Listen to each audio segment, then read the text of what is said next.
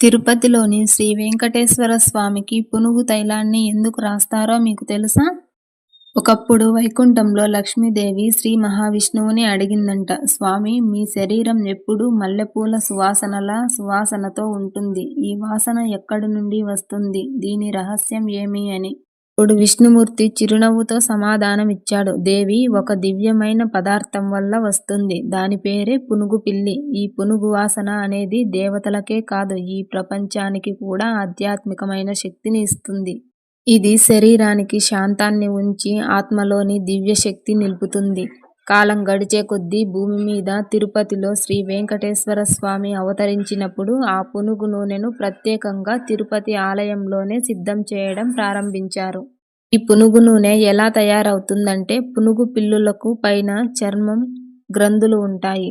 అవి ప్రతిరోజు చెమటను విసర్జిస్తూ ఉంటాయి. ఆ సమయంలో అవి రాళ్లకు, చెట్లకు గాని తన శరీరాన్ని రాపిడి చేస్తాయి. అలా రాపిడి చేసే అప్పుడు ద్రవం ఆ చెట్ల మీద అంటుకొని కొంత సమయం తరువాత గట్టిపడి జిగురుగా మారుతుంది. అదే సహజమైన పునుగు తైలం. ప్రతి శుక్రవారం అభిషేకం తరువాత స్వామివారి విగ్రహం అంతా ఈ పునుగు నూనెను పూస్తారు. ఎందుకంటే అభిషేకం తరువాత స్వామివారి విగ్రహం వేడిగా మారుతుంది అని నమ్మకం.